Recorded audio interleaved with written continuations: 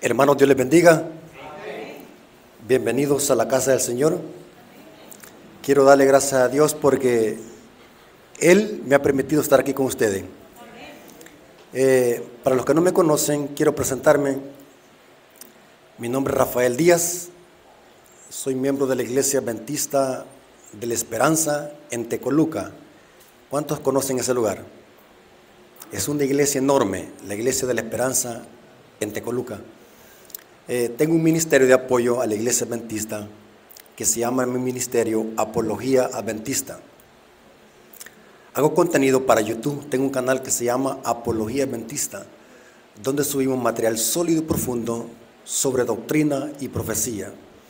Así que para mí es un privilegio estar aquí con ustedes, hermanos. Ayer estuve en la iglesia de Maranata. Esos hermanos les encantan las profecías, hermanos. Seguido vengo a Maranata. Así que la hermana me dijo que podía estar aquí en esta iglesia. Así que para mí es un privilegio estar aquí con ustedes, hermanos. Espero que este estudio sea de bendición y podamos crecer en conocimiento para la honra y gloria de nuestro Dios. Así que para iniciar queremos orar. Queremos pedir la dirección del Eterno para que Él nos guíe a toda verdad. Así que vengamos de rodillas. Te damos gracias, Señor, porque nos permite reunirnos como tu pueblo para gozarnos en tu palabra. Te pedimos, Señor, humildemente de que nos des discernimiento, sabiduría para entender tu palabra y entender que los tiempos en que vivimos son los últimos y que tú estás pronto por venir con poder y gloria. Bendice nuestro intelecto, que nuestro corazón y nuestra mente puedan estar santificados con tu verdad y que este mensaje sea de edificación para nuestras vidas. Quédate con nosotros, Señor, a través de la presencia de tu Espíritu Santo. Te lo suplicamos en el nombre de Jesús. Amén. Ok, hermanos, lo que yo hago, hermanos, no son sermones, sino que son clases de Biblia. Así que vamos a tener una clase de profecía apocalíptica. Quiero preguntar algo. ¿Cuántos han traído su Biblia? La otra pregunta es, ¿para qué la ha traído? Siempre me gusta hacer esta pregunta porque hay hermanos que se les olvida traer la Biblia. La Biblia, hermanos, es la arma del cristiano. Es la espada de dos filos. Por lo tanto, en esta clase vamos a estudiar la palabra de Dios, eventos finales. Es interesante que en Eclesiastés 1:9 está un principio teológico. A la hora de interpretar las profecías, tenemos que tener en cuenta este principio, que la historia se repite. Noten lo que dice Salomón en Eclesiastés 1:9. Quiero que lean conmigo la Biblia, hermanos. ¿Qué es lo que fue? Lo mismo que será. ¿Qué es lo que ha sido hecho? Lo mismo que se hará. Y no hay nada nuevo debajo del sol. La historia se repite, hermanos. Para entender las profecías es importante entender este principio. La historia se repite. Para entender los eventos finales es importante conocer la historia bíblica. Todas las historias que encontramos en la Biblia tienen una aplicación tipológica y apocalíptica que nos ayudan a entender los eventos finales en lujo de detalle. ¿Por qué muchos no entienden las profecías de Apocalipsis? Porque desconocen este principio. La historia se repite.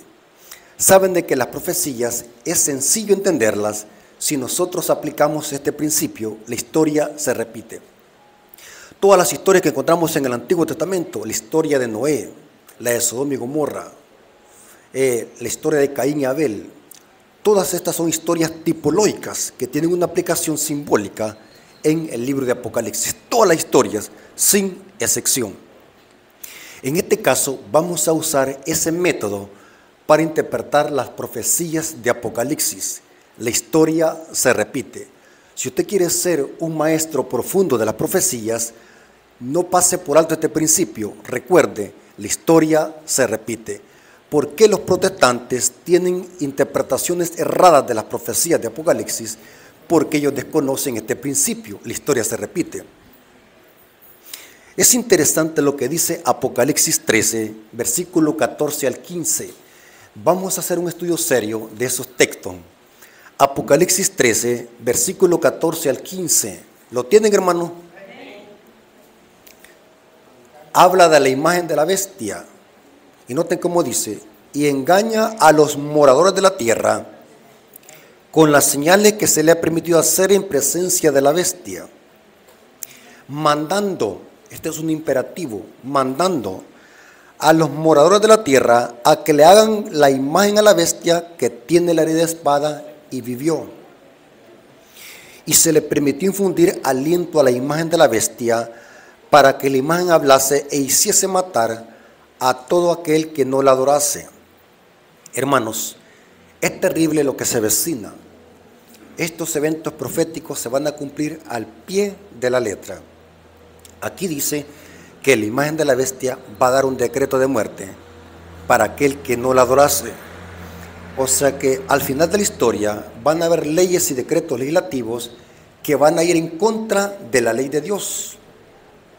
Aquí divisamos en los eventos finales que los poderes políticos y religiosos van a dar leyes y decretos legislativos que van a entrar en pugna con la ley de Dios. Y Satanás sabe de que en esta tierra habrá un remanente. ¿Y cómo se le identifica a este remanente en Apocalipsis 14:12? Aquí está la perseverancia. En el griego esa palabra es hupoponé. Mejor traducción sería: aquí está el aguante de los santos, los que guardan los mandamientos de Dios y tienen la fe de Jesús. Los únicos que no van a rendirle pleitesía a estos sistemas será este remanente que guarda los mandamientos y tiene la fe de Jesús. Lo que quiere decir ese texto, que la única forma de afrontar la crisis final es teniendo la perseverancia de los santos y teniendo la fe de Jesús. Sin eso es imposible afrontar lo que viene para el pueblo de Dios. Los eventos descritos en Apocalipsis 13 se van a cumplir querramos o no querramos. Ahora, yo quiero en este estudio, hermanos, que analicemos a profundidad qué es la imagen de la bestia. Porque la imagen de la bestia va a recibir un aliento para matar a todo aquel que no adorase a la imagen de la bestia. ¿Qué es la imagen de la bestia en profecía? Bueno, vamos a dejar que la misma Biblia sea su propio intérprete. Vamos a ver una historia que nos va a ayudar a entender lo que es la imagen de la bestia y lo que va a suceder en el tiempo del fin. Es interesante lo que dice Lucas, capítulo 16, versículos 27 al 28. Quiero, hermanos, que se concentren porque esta es una clase de profecía. Yo no sermoneo, esta es una clase de profecía. Espero que este estudio les sirva de bendición, hermanos, y puedan aprender de la palabra de Dios, de profecía. En Lucas capítulo 16 encontramos una parábola. ¿La parábola de quién? Del rico y Lázaro. Inclusive hay 3 parábolas, pero en la que le estoy haciendo referencia es la parábola del rico y Lázaro. ¿Qué es la parábola del rico y Lázaro? Las iglesias protestantes, ¿qué es lo que dicen? Que esa parábola es literal, que cuando alguien se muere, si es bueno se va para ¿dónde? Para el seno de Abraham, para el cielo, y si es malo se va para ¿dónde? Para el infierno. Porque ellos usan esa parábola para sostener de que el alma es inmortal y que el alma sigue consciente después de la muerte. Católicos y protestantes usan esa parábola para sostener esa herejía. Yo le llamo herejía, la doctrina de que el alma es inmortal. Nosotros los predicadores sufrimos mucho de la garganta, como predicamos mucho. Sí, predicamos mucho. Cualquiera puede tener de menos el predicar. Es un gran trabajo, tanto mental y como físico. Tiene que estudiar mucho, leer mucho, predicar, saber leer los textos, pensar, desvelarse para estudiar. ¿Ustedes creen, hermano, que lo que vengo a enseñar aquí de repente me lo inventé? ¿O vine a improvisar aquí? Tengo casi 20 años de estar estudiando las profecías de Daniel y Apocalipsis. Mi especialidad es Daniel y Apocalipsis. Me encanta esto, hermano. Desde que entré a la iglesia adventista, en una conferencia del hermano Arcadio García, yo soy hijo espiritual del hermano Arcadio García, lastimosamente ya se murió, gran misionero, quizás muchos no lo conocieron, al hermano Arcadio García, gran misionero, que recuerdo que una vez salió hasta en una lección de escuela sabática el testimonio del hermano Arcadio García, hace mucho tiempo. Pero yo desde que entré a la iglesia adventista siempre me ha gustado esta clase de temas, las profecías de Daniel Apocalipsis. Es interesante, hermanos, que los católicos y protestantes usan la parábola del rico y Lázaro. El catolicismo la usa para sostener el purgatorio y el catolicismo y el protestantismo la usa ¿para qué? Para sostener que el alma es inmortal y que la gente se va para el infierno o para el cielo. Quiero decirles, hermanos, de que esa parábola, si se entiende de esa manera, literalmente, contradice toda la Biblia. Yo he estudiado con protestantes esta parábola y los dejo que ellos me la expliquen cómo la entienden y después se las explico yo. Y cuando se las explico yo, los acorralo y no hayan cómo responder sus contradicciones si agarramos literalmente la parábola del rico y Lázaro. Esta parábola no se debe entender literal, sino que es una alegoría. Es una representación simbólica de que Cristo está usando este dicho de los egipcios. La parábola del rico y Lázaro es un dicho egipcio. Después la copiaron los griegos y la habían asimilado los fariseos. Y Cristo usó esta parábola para refutar la falsa enseñanza que tenían los fariseos sobre el alma. El rico en esta parábola representa a los fariseos y Lázaro, con nombre propio, representa a Lázaro, hermano de María y Marta, que más tarde Cristo lo iba a resucitar. Y aún así los fariseos no iban a creer en ese grande milagro. Ahora, ¿por qué estoy haciendo esta introducción de esa manera? Porque quiero que leamos un texto que encontramos en esta parábola. Y lo dice el rico. Ahí el rico en la parábola es un símbolo de los fariseos. Si usted quiere conocer a profundidad cada detalle y cada aspecto de la parábola, yo tengo 2 temas en mi canal que se llama La parábola del rico y Lázaro. Un estudio profundo y exegético de cada detalle de esa parábola. Interesante. Muchos hermanos ni saben explicar esa parábola porque carecen de conocimiento. Por eso es bien importante que en los púlpitos, hermanos, se predique doctrina, enseñanza, para que nuestros hermanos puedan crecer en conocimiento. Quiero que usemos Lucas capítulo 16, versículos 27 al 28. Noten lo que dijo el rico, o sea, los fariseos. Entonces le dijo: te ruego pues, Padre, que le envíes a casa de mi padre, porque tengo ¿qué? 5 hermanos. O sea que el rico, ¿cuántos hermanos tenía? 5. Pero el rico en la parábola, ¿quién representa? Especialmente a los fariseos. O sea que los fariseos tenían 5 hermanos. ¿Cuáles eran los hermanos? No, vamos a interpretar la Biblia. Porque tengo 5 hermanos para que les testifique. ¿Para qué? Para que les testifique. O sea, este rico tenía 5 hermanos. Y noten cómo dice: a fin de que no vengan ellos también a este lugar de tormento. O sea, ve a avisarles a mis 5 hermanos para que no vayan a venir a este lugar de tormento. O sea, este rico tenía 5 hermanos. ¿Quiénes son estos 5 hermanos? ¿Quieren que les explique? ¿Ya se aburrieron, hermanos? ¿Están aquí? Esta es una clase, no se vayan a perder porque vamos a hacer un estudio profundo de Apocalipsis 13, versículo 14 al 15. Estos 5 hermanos, ¿saben quiénes son? Los fariseos tenían 5 hermanos. Eran las 5 sectas en que se dividían la nación judía. Y estas sectas estaban divididas doctrinalmente. Todas eran judías, pero estaban divididas en sectas. Y se odiaban y no se podían ver. Por ejemplo, los fariseos con los saduceos no se podían ver por su doctrina. Los fariseos creían en que el alma era inmortal, mientras los saduceos creían de que no había resurrección. Se odiaban. Todos eran judíos, pero estaban divididos en sectas. Interesante. ¿Saben cuáles eran estos 5 hermanos de los fariseos? Anótelo. Los escribas, los celotes, los herodianos, los saduceos y los esenios. 5 hermanos que tenían los fariseos. Pero quiero que se concentren, hermanos, porque lo que viene es terrible. ¿Están aquí todavía? Necesito que estén aquí, porque hay muchos hermanos que están aquí físicamente, pero su mente anda en otro lugar. Por eso es que quiero llamar su atención, hermanos, porque este tema es interesante. Esto no es un sermón, esta es una clase. Hermanos, ¿saben lo interesante?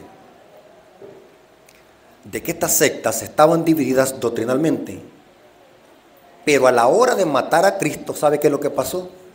Se unieron. ¿Qué pasó con su doctrina? Las dejaron a un lado y se unieron con un solo objetivo: matar a Cristo y entregarlo al poder civil de Roma. Noten qué interesante. La nación judía estaba dividida en 5 sectas. Estaban divididos doctrinalmente, pero a la hora de matar a Cristo se unieron. ¿Y saben qué método usaron los judíos? Buscaron la ayuda del poder civil de Roma para, unidos con Roma, poder matar a Cristo. Mire el diablo cómo está operando aquí. O sea, lo que pasó con Cristo es lo mismo que pasará con el remanente en el tiempo del fin. ¿Está conmigo, hermanos? Analicemos cómo el diablo mató a Cristo, usando a los judíos y al poder civil de Roma. Mateo 27, versículo 1 al 2.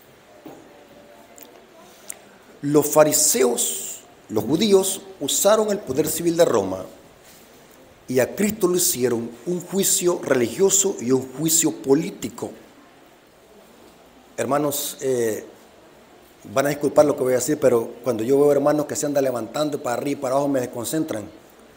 No sé si aquí en esta iglesia aplican el principio de reverencia. Van a disculpar que sea así, pero me desconcentro. Quizás vamos a tener que venir, ojalá que me inviten otra vez, hermano. Vamos a ir a predicar un tema de reverencia. Hermano, hasta la piel se me pone erizada lo que dice Elena de White sobre la reverencia. En el espíritu de profecía. Hermanos, ¿aquí todavía creen en el espíritu de profecía? Hay iglesias adventistas que ya no creen en el espíritu de profecía. Pero las hay, miren, el pueblo de Dios hay de todo, hermano. Hay de todo. Yo como misionero y como predicador me he topado con cosas de que yo me quedo con la boca abierta, hermano. Una vez me topé con un primer anciano que me dijo: hermano Rafael, yo le puedo prestar el púlpito, pero con una condición, que no cite a Elena de White en el púlpito. Y hasta se me puso la cara pálida. Primer anciano. Por eso es que yo cuando voy a una iglesia yo les hago una pregunta: ¿creen todavía aquí en el espíritu de profecía? No me vayan a bajar yo predicándole, citando al espíritu de profecía, y ni sé por qué me van a bajar. Tremendo, hermano. Hermanos, la reverencia no es por causa del predicador, sino porque, ¿se acuerdan de que oramos porque aquí va a estar la presencia aquí del Espíritu Santo? Hay que ser reverentes, hay que estar en silencio porque se está predicando la palabra de Dios. Es interesante que los fariseos, los judíos, buscaron la ayuda del poder civil de Roma. Los judíos en los tiempos de Cristo estaban dominados por Roma, eran esclavos de Roma. Así que los judíos no podían matar a Cristo por su propia mano. Tenían que buscar la ayuda del poder civil de Roma para que Roma diera el decreto de que los judíos mataran a Cristo. Noten cómo dice Mateo 27, versículo 1 al 2. Venía la mañana, todos los principales sacerdotes y los ancianos del pueblo entraron en consejo. ¿Contra quién? Contra Jesús. Para entregarle ¿qué? A muerte. Y lo llevaron atado y le entregaron a Poncio Pilato. ¿Quién era Poncio Pilato? ¿Gobernante religioso o gobernante político? ¿De qué nación? De Roma. Noten qué interesante, noten estos detalles, porque los vamos a conectar con Apocalipsis. Y le entregaron a Poncio Pilato, el gobernador. ¿Gobernador de dónde? Romano. Y noten lo que dice Juan 19, versículo 11 al 12. Juan 19, versículo 11 al 12 dice: respondiendo Jesús dijo: ninguna autoridad tendrías contra mí si no te fuera dada de arriba. Por tanto, el que a ti me ha entregado, mayor pecado tiene. Desde entonces procuraba Pilato soltarle. O sea que los judíos fueron, ¿donde quién? Donde Poncio Pilato a entregar a Jesús, para que Poncio Pilato diera el decreto de muerte contra Cristo. Y dice, pero los judíos daban voces, noten el poder civil de Roma, y ahora los judíos, ¿qué están haciendo? Pero los judíos daban voces diciendo: si a este sueltas, no eres amigo de César. ¿Quién es César? ¿El emperador de qué nación? Roma. No eres amigo de César. Todo el que se hace rey, a César se opone. Los judíos están presionando al poder civil de Roma, a Poncio Pilato, para que Poncio Pilato, el gobernador, dé el decreto de muerte para matar a Cristo. Y noten cómo dice el versículo 15 de Juan 19: pero ellos gritaron, los judíos: fuera, fuera, crucifícale. Pilato les dijo: ¿a vuestro rey he de crucificar? Respondieron los principales sacerdotes. ¿Quiénes eran los principales sacerdotes? Eran los líderes de qué? Del pueblo judío. No tenemos más rey, sino a quién? A César. El pueblo de Dios, profeso, ¿a quién está diciendo que es su rey? César, un gobernante político. En otras palabras, la iglesia está usando el poder civil de Roma para matar a Cristo. Esta es una coalición que Satanás está usando para extirpar a Cristo. Hermanos y amigos que están aquí, el poder civil es establecido por Dios según Romanos 13 y la iglesia es establecida por Dios según Mateo 16. Ambos poderes son establecidos por Dios, la iglesia y el Estado. ¿Quién había puesto a gobernar a César y a Pilato en Roma? ¿Quién lo había puesto a gobernar allí, a Pilato? Cristo, Dios. Y a los dirigentes judíos, ¿quién lo había puesto a gobernar? Era Dios, la iglesia. Pero aquí vemos de que la iglesia buscó la ayuda del poder civil para matar a Cristo.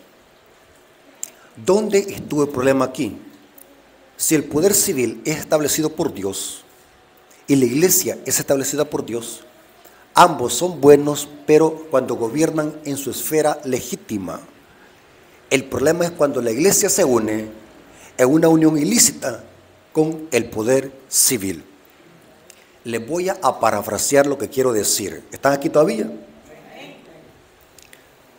La Biblia enseña de que Dios tiene 10 mandamientos. ¿Y en cuántas tablas fue escrito los 10 mandamientos? Se infiere que en una tabla habían 4 y en la segunda tabla habían 6, pero eran 2 tablas. Hay muchos textos bíblicos donde dice que fueron 2 tablas de piedra.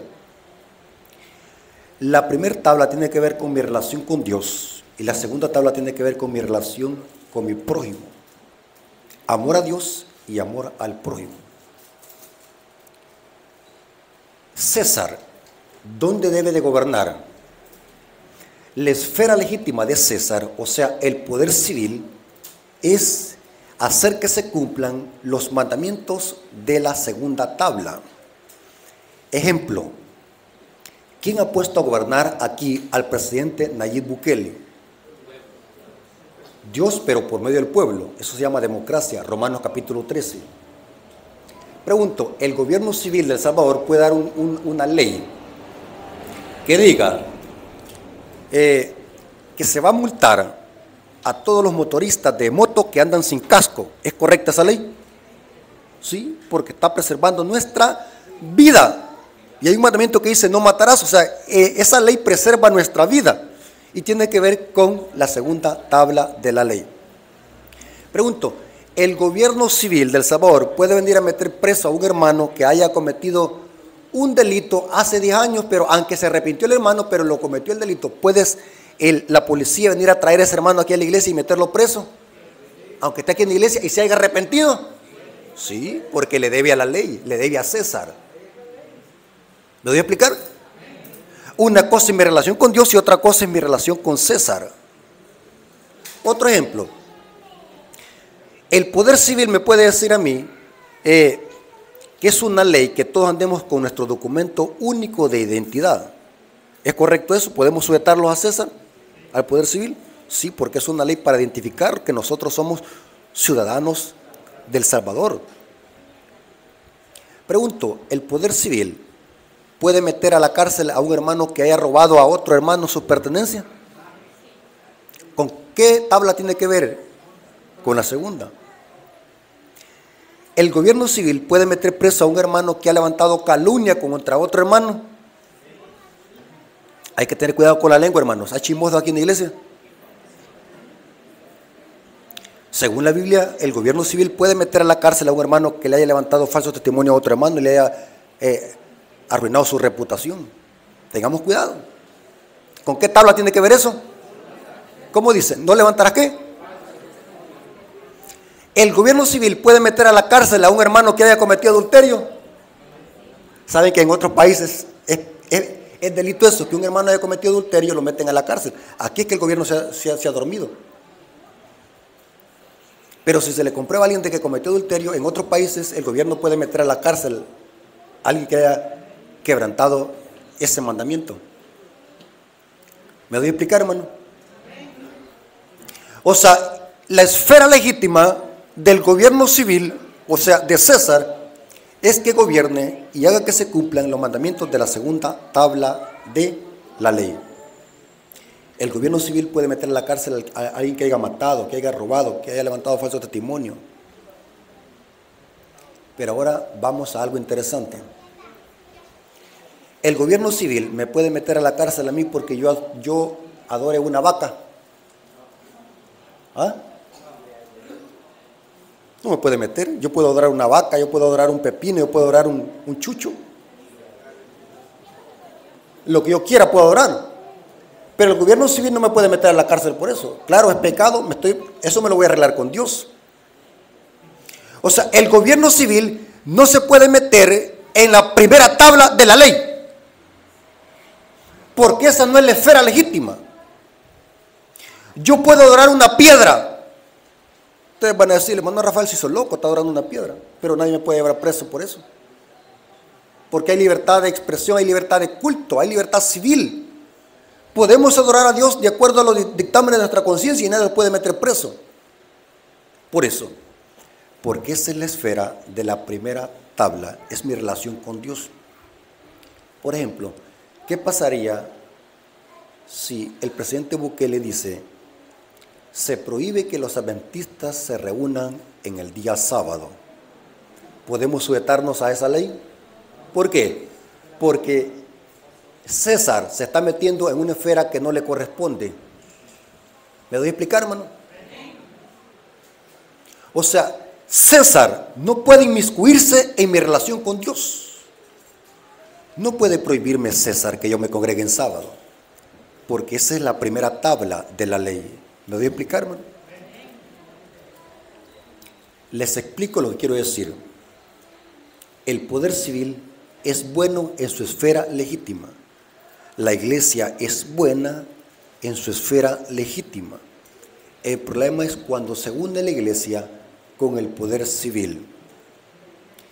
¿Cuántos de los hermanos que están aquí les gusta andar metidos en política?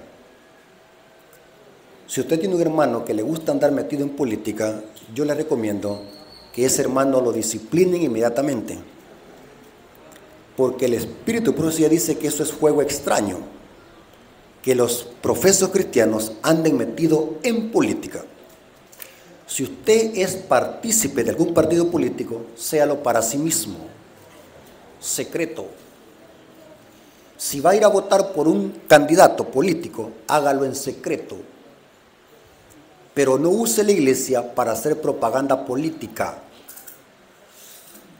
La iglesia tiene que estar alejada de los asuntos políticos, dice el espíritu de profecía. La política es buena, pero en su esfera, allá. La iglesia tiene que estar separada de asuntos políticos. Lo que pasó con Cristo es de que la iglesia usó la ayuda del poder civil para cumplir su propósito. Y cuando la iglesia usa el poder civil, eso se torna en persecución. Y esto pasó con Cristo. Los judíos buscaron la ayuda del poder civil de Roma. Hay una profecía en el Salmos capítulo 2, versículo 1 al 4. Lo que pasó con Cristo es una profecía que está en el Salmos capítulo 2, versículo 1 al 4. Y noten qué pasó. ¿Por qué se amotinan las gentes y los pueblos piensan cosas vanas? ¿Qué es amotinarse, hermano? Juntarse en tumulto, en revuelta. Y se levantan los reyes de la tierra y príncipes con su tranque, unidos contra Jehová y contra su ungido. ¿Quién es el ungido aquí? Cristo. Pero ¿qué es lo que hizo el diablo para matar a Cristo? ¿Unió qué? A los príncipes. Pregunta, hermano, ¿el diablo también une a su gente? ¿El diablo sabe que en la unión está la fuerza? Sí, el diablo une el mal también. ¿Qué es lo que hizo el diablo con los judíos y con la secta? Los unió. ¿Para matar a qué? A su ungido. Y sigue diciendo, y príncipes consultarán unidos contra Jehová y contra su ungido, diciendo, rompamos sus ligaduras y echemos de nosotros sus cuerdas. El que muere en los cielos se reirá, el Señor se burlará de ello. Este salmo se cumplió cuando Satanás unió a los fariseos y a las demás sectas para matar a Cristo y unirse con el poder civil de Roma. El apóstol Pedro citó este salmo en Hechos capítulo 4, versículos 26 al 28. Se reunieron los reyes de la tierra. Los príncipes se juntaron en uno contra el Señor y contra su Cristo, porque verdaderamente se unieron en esta ciudad contra su santo Hijo. Es lo que pasó cuando los judíos se unieron, dejando a un lado sus diferencias doctrinales, con el único propósito para matar a Cristo. ¿Saben algo interesante, hermano? La historia se va a volver a repetir. Lo mismo que le pasó a Cristo es lo que le va a pasar al remanente en los últimos días. Hermanos, hoy ya no son judíos los que existen. ¿Sabe quiénes son? Iglesias protestantes. ¿Cuántas iglesias protestantes hay en el mundo hoy? Hay miles de iglesias protestantes. ¿De dónde han salido? Según Apocalipsis 17, versículo 5, de la madre Babilonia la grande. ¿La madre qué? Hay una madre que tiene hijas.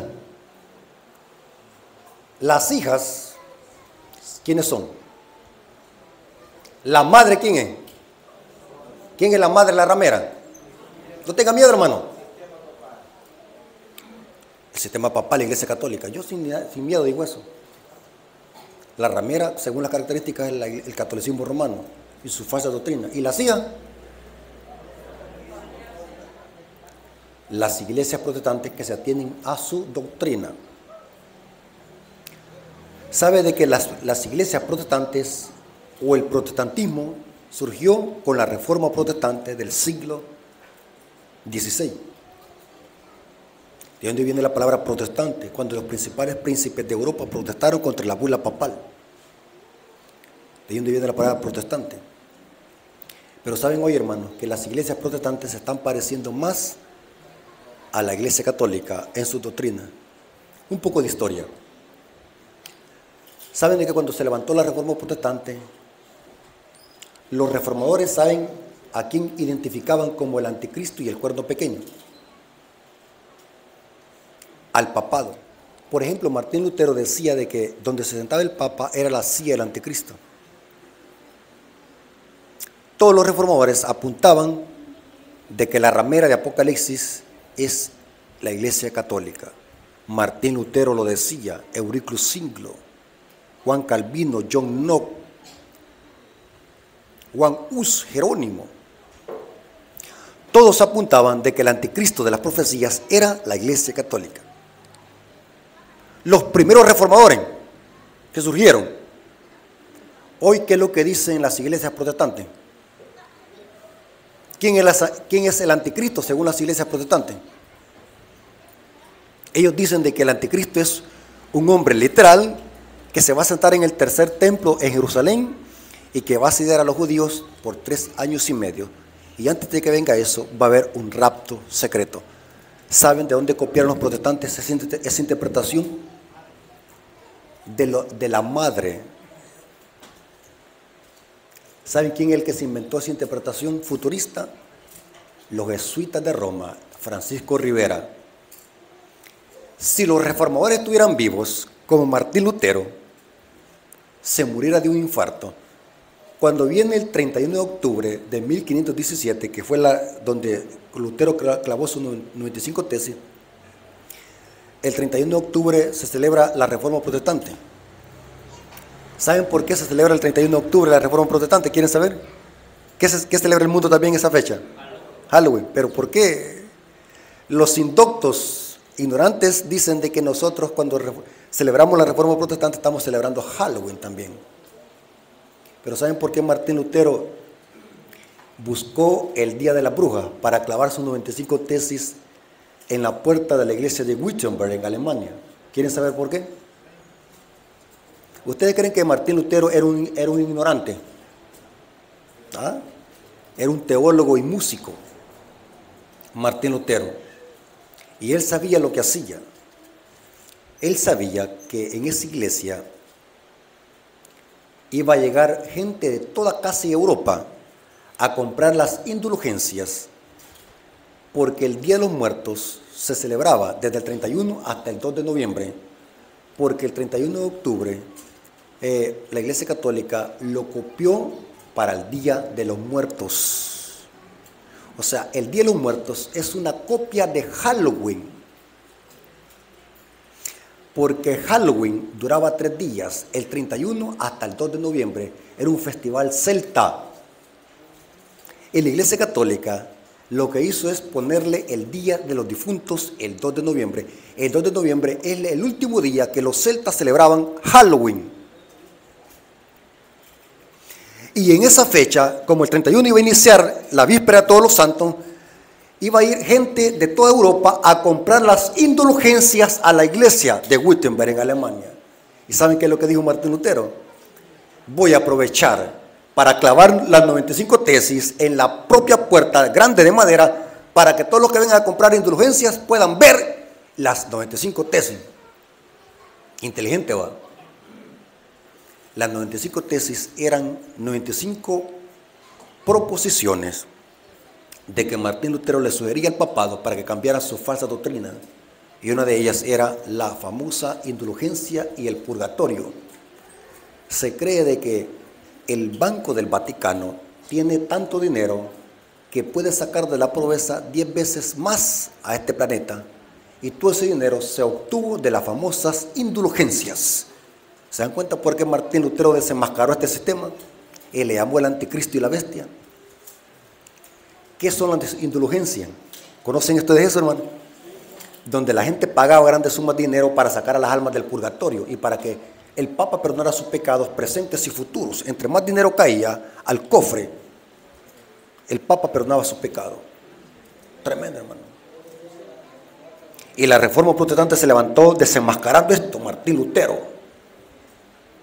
Y eso cae el 31 de octubre. Por eso es que se celebra la Reforma Protestante el 31 de octubre. Pero ¿y qué es lo que dicen los protestantes? Que el anticristo tiene que ver allá con Jerusalén. Le copiaron su sistema de interpretación profética a la madre, los jesuitas. Esa enseñanza que los protestantes enseñan hoy de un rapto secreto, que la iglesia va a ser raptada antes de que venga la tribulación y que el anticristo se va a sentar en el tercer templo, es teología de los jesuitas de Roma. Las hijas ahora se parecen más que nunca a la madre en su sistema de interpretación profética futurista. Si los reformadores estuvieran vivos, se murieran de un infarto al ver cómo hoy se jactan de que son protestantes, pero no son protestantes. ¿Saben, hermano? Y aquí va lo interesante. ¿Saben quiénes son los genuinos protestantes? Que si en verdad quisiéramos llamarlos protestantes. Los adventistas del séptimo día. Porque mantenemos el principio de la reforma protestante. Somos historicistas.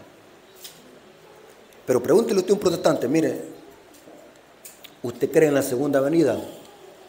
Sí le van a decir, pero nosotros creemos de que antes de la venida de Cristo va a haber un rapto secreto. Doctrina diabólica, netamente jesuita. Y muchos protestantes la predican sin saber. ¿Saben, hermano? Hay dos doctrinas que unen a católicos y protestantes. ¿Cuáles son? La inmortalidad del alma y la santidad del domingo. Sí. ¿Saben qué dicen los protestantes de nosotros? ¿Saben qué dicen? Que nosotros somos una secta. Porque no compartimos las creencias que ellos creen. Nosotros no guardamos el domingo. Nosotros rechazamos la teoría de que el alma es inmortal. No creemos en un rapto secreto. Creemos que es una venida de Cristo visible y audible y que va a ser mundial. Por eso nos llamamos adventistas del séptimo día. Pero ¿saben algo, hermano? La profecía dice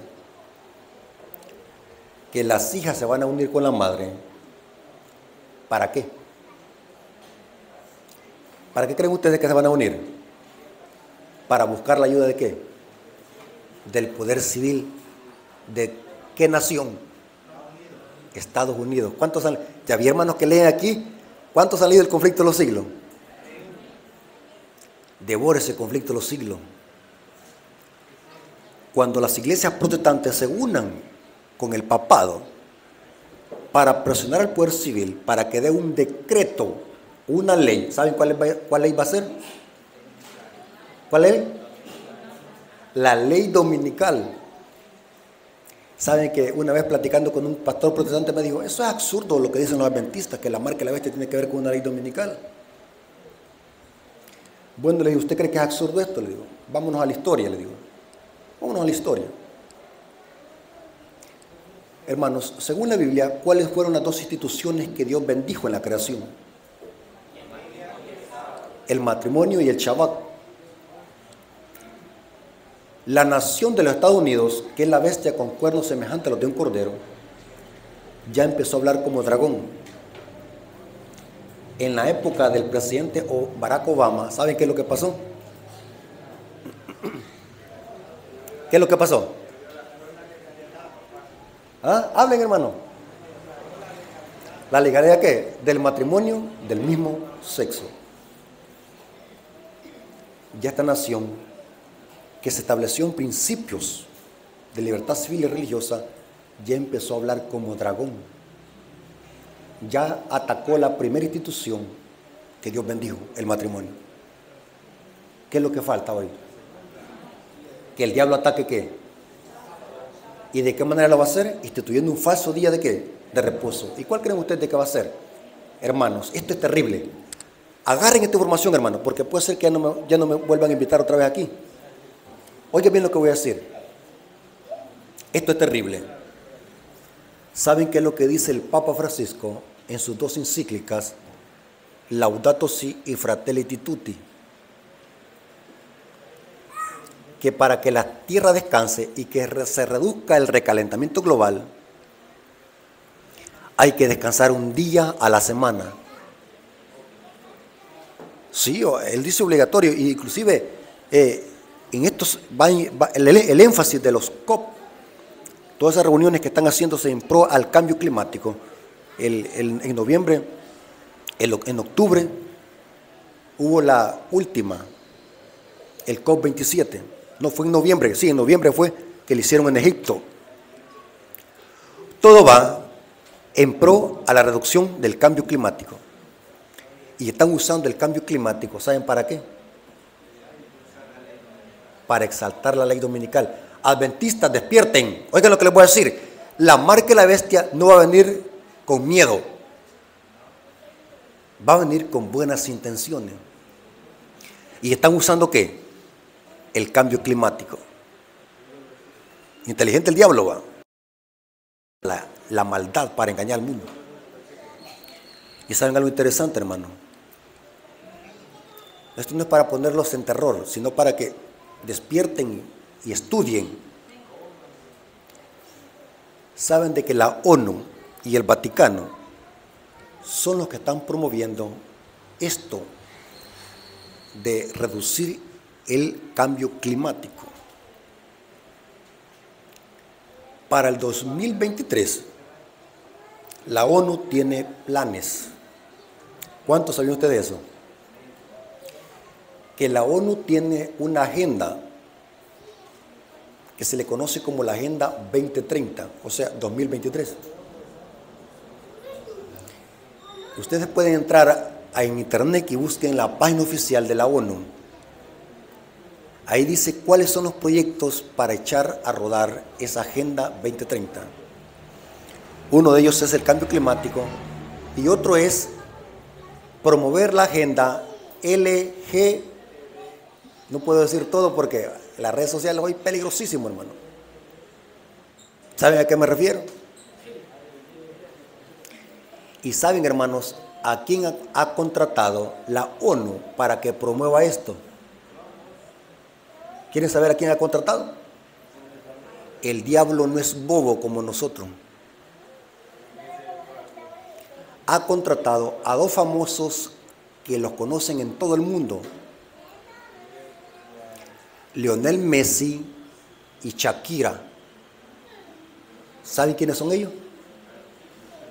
Yo me quedé impactado.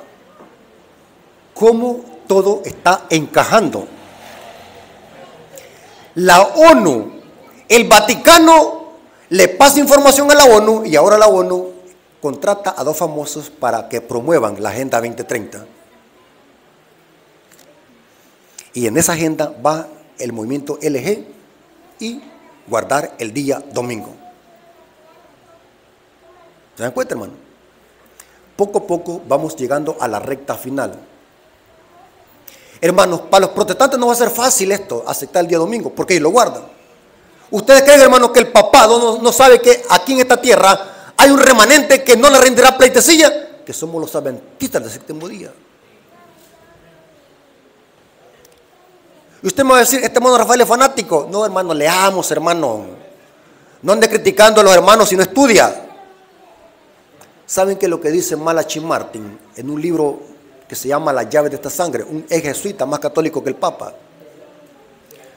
Dice Malachi Martin que los únicos que se oponen al Vaticano son los adventistas del séptimo día. Lo dice un jesuita, ex jesuita, más católico que el mismo Papa.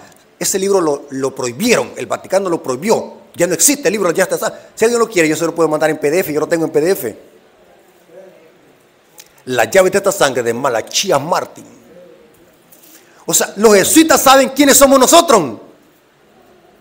¿Saben qué es lo que predicamos? O sea, la ley dominical no va a ser para los testigos de Jehová ni para los pentecostales. ¿Para quién va a ser? Para nosotros, porque sabe que hay un remanente aquí. Se va a repetir la historia de Esther. ¿Saben de que la historia de Esther hubo una coalición impía? Amán usó ¿qué? Al rey Asuero para que diera un decreto religioso en contra de ¿qué? de Mardoqueo, del pueblo, porque Mardoqueo no adoraba a ¿quién? A Amán. ¿Se dan cuenta? Lo mismo, se va a repetir. O sea, va a haber un remanente que no se va a doblegar a estas leyes y decretos legislativos. Y eso va a significar ¿qué? Persecución. Yo les hago una pregunta, adventistas del séptimo día, ¿están preparados para lo que viene?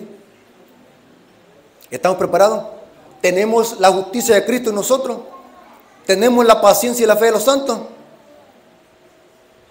¿Tenemos un carácter a prueba de balas como lo tenían los 3 hebreos en el Valle de Dura? Inclusive la historia de Daniel 13 es una tipología también de Apocalipsis 13. Lo que se avecina, hermanos, es terrible. Y estos temas no son para alarmarnos, como muchos dicen de que es evangelio del terror. Ya me lo han dicho, hermano Rafael. Usted lo que predica es evangelio del terror, me dice. Porque el diablo quiere que estas profecías no se prediquen en los púlpitos. Y que no alertemos a los hermanos. Mientras el mundo está unido allá, nosotros estamos divididos. Debemos de estar estudiando estas profecías, hermanos, y predicándolos. Porque lo que se avecina es terrible, hermano, para nosotros. La imagen de la bestia, ¿saben qué es? Cuando la iglesia se vuelva a unir con el Estado, esa unión va a ser la imagen de la bestia. Les voy a leer algunas citas del Espíritu de Profecía. Noten cómo dice. Eventos de los últimos días, página 113, párrafo 4, dice: cuando las iglesias principales de los Estados Unidos, uniéndose en puntos comunes de doctrina, influyen sobre el Estado, noten qué interesante, que imponga decretos y las instituciones de ella, entonces la América protestante habrá formado una imagen de la jerarquía romana. La historia se va a volver a repetir. Si hoy nos llaman secta, va a haber un tiempo donde todas las iglesias protestantes se van a tornar en perseguidoras. Las hijas van a seguir la misma conducta de la madre durante la Edad Media. ¿Saben qué es lo que hizo la iglesia durante la Edad Media, la iglesia católica? ¿Pero a quién usó? Al poder civil. Siempre ha sido así, hermano. Noten cómo dice Eventos de los últimos días, página 113, párrafo 5, dice: la imposición de la observancia del domingo por parte de las iglesias protestantes. O sea que las iglesias protestantes son las que van a presionar al Estado para que dé una ley dominical. Las iglesias protestantes es una imposición de que se adore al papado. O sea que las hijas van a dar esta ley o van a presionar al Estado para que dé esta ley para que se honre a ¿qué? Al papado. La última cita. Eventos de los últimos días, página 113, párrafo 6, dice: por el mismo hecho de imponer un deber religioso con ayuda del poder secular, las mismas iglesias estarán elevando una imagen a la bestia. O sea que la iglesia va a volver a ¿qué? A usar el poder civil para perseguir a Cristo, pero ahora en la persona de ¿qué? De sus hijos, de su remanente. Estará elevando una imagen de la bestia. De aquí que la imposición de la observancia del domingo en Estados Unidos equivaldría a imponer la adoración a la bestia y a su imagen. Tremendo, hermano. O sea que la libertad religiosa y civil se va a ¿qué? Terminar. Hermanos y amigos, iglesia de acá, de Nahuelingo Central, yo les agradezco porque permitieron de que en este púlpito se predicara este tema. Vendrá tiempo, hermanos, donde predicar estos temas va a ser so pena de muerte. Mientras hay libertad civil y religiosa, prediquemos estos temas, hermanos, ya sea en radios, ya sea en campañas evangelísticas. Hay que advertir a la gente. Estamos en el umbral de la historia. Esto va a suceder tarde o temprano y debemos de estar alertas, hermanos. ¿Saben cómo podemos prepararlos para lo que viene? Consagrando nuestras vidas y preparándonos, estudiando la palabra de Dios. Hermanos, Dios tenga misericordia de nosotros y que nos pueda ayudar a luchar hasta el final y poder estar victoriosos cuando acontezca esto, hermanos. Hay que serle fiel a Dios, hermanos. No importa que los cielos se desplomen. Hay que ser verdaderos hijos de Dios, no solamente en tiempo de paz, sino también en tiempo de crisis. Dios me los bendiga, hermano, y que la honra ha sido para nuestro Dios.